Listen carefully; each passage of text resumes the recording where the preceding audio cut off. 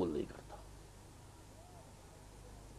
یہ میں نے ایک لفظ کے حوالے سے آپ کو بتایا، عملی شکل کیا۔ اب دیکھیے دو الفاظ میں قرآن بیان کرتا ہے تو وہ کیا ہے؟ کیونکہ حال ہی میں آپ ان صورتوں سے گزرے ہوں گے، بہرحال یہاں وہی لوگ ہوں گے جو مختلف مساجد میں بھی کسی نہ کسی درجے میں کوئی ترجمے وغیرہ سے متعلق رہے ہوں۔ دو الفاظ میں بھی قرآن اپنی بات بیان کر دیتا ہے، آمنوا وانفقوا، خلاص، یا آمنوا وجاہدوا، خلاص، دو الفاظ۔ یا ایھا الذین آمنوا هل ادلکم علی تجارۃ تنجیکم من عذاب علیم تؤمنون باللہ ورسولہ وتجاہدون فی سبیل اللہ باموالکم وانفسکم، خلاص، دو چیزیں ہو گئی، ایمان جیسا کہ ایمان کا حق ہے، اور جہاد اللہ کی راہ میں جیسا کہ اس کے جہاد کا حق ہے، جان اور مال کھپاؤ اس میں۔ سورہ حدید سے گزرے ہوں گے آپ، 6 آیات میں اللہ تعالیٰ کی ذات و صفات کا بڑی عظیم سطح پر بیان کے بعد آمنوا باللہ ورسولہ وانفقوا مما جعلکم مستخلفین فیہ، پھر اسی کی تکرار فالذین آمنوا وانفقوا لہم اجر کبیر۔ اور تمہیں کیا ہو گیا ایمان پختہ نہیں رکھتے؟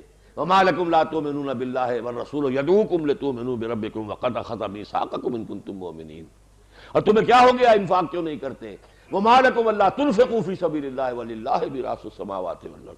لیکن الفاظ دو ہی ہیں جس پر پوری سورت کا تانا بانا ہے، اللہ پر ایمان لاؤ، اس کے رسول پر ایمان لاؤ، اور کھپا دو، لگا دو، صرف کر دو ان سب چیزوں میں سے جو اس میں تمہیں جس میں خلافت دی ہے۔ تمہارا جسم، اس میں اللہ نے تمہیں خلافت دی ہے، تم خلیفہ ہو اپنے جسم پر، اس پر اللہ کا حکم نافذ کرو گے تو خلافت کا حق ادا کر رہے ہو، اور اس کے نفس امارہ کے احکام پر چلنے لگو گے تو تم شیطان بن گئے ہو۔ اللہ اللہ خیر کرے، لگا دو، کھپا دو۔ بات وہی آ گئی جو میں نے کہی تھی، کفارہ کیا ہے؟ نظام باطل میں آپ رہ رہے ہیں تو جہاد، انفاق، قتال فی سبیل اللہ، یہ آپ کی اس انفرادی عبادت کے مقبول ہونے کی شرط ہے۔ یہ کرتے ہیں تو وہ عبادت جو ہے وہ قبول ہے، ورنہ وہ عبادت قبول نہیں ہے۔ لے جاؤ، ٹیک اٹ اوے، دو لفظوں میں۔ انفاق کے بھی وہی معنی، انفاق مال، انفاق نفس، یا بذل نفس کا لفظ ہم نے استعمال کیا، جان کا کھپانا، مال کا کھپانا۔ نفقت الدراہم، پیسے مک گئے، نفق الفرس، گھوڑا ختم ہو گیا، ہلاک ہو گیا۔ جان کو ہلاک کرنا، مال کا ہلاک کرنا اللہ کی راہ میں انفاق۔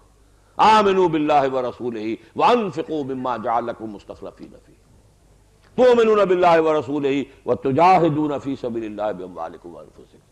مومن کی ڈیفینیشن آ گئی سورہ حجرات میں، انما المؤمنون الذین آمنوا باللہ ورسولہ ثم لم یرتابوا وجاہدوا باموالہم وانفسہم فی سبیل اللہ۔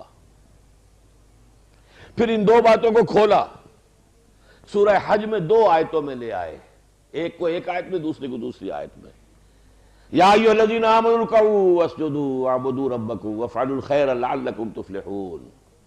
یہ ایمان کا انفرادی سطح پر، انفرادی عبادت پر تذکرہ ہو گیا۔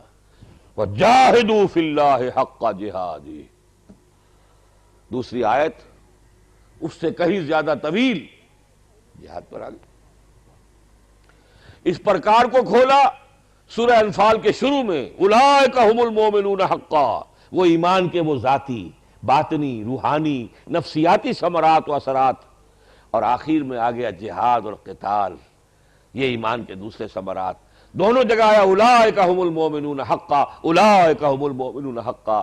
بندہ مومن کی شخصیت کی تکمیل ہوتی ہے ان دونوں چیزوں سے۔ یہ ہے 2 الفاظ میں اس قرآن کی پکار۔ صرف برسبیل تذکرہ، ایک دلچسپی کے طور پہ کہہ رہا ہوں، قرآن کا اسلوب ہے اس سے ذرا مناسبت ہو جائے۔ 4 کا ہندسہ بھی قرآن مجید نے خاص طور پر اپنایا ہے، جیسے سورۃ العصر، والعصر ان الانسان لفی خسر الا الذین آمنوا وعملوا الصالحات وتواصوا بالحق وتواصوا بالصبر۔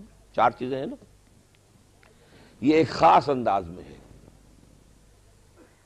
ایک دوسرے انداز میں یا ایھا الذین آمنوا ارکعوا واسجدوا واعبدوا ربکم وافعلوا الخیر لعلکم تفلحون، 4 باتیں۔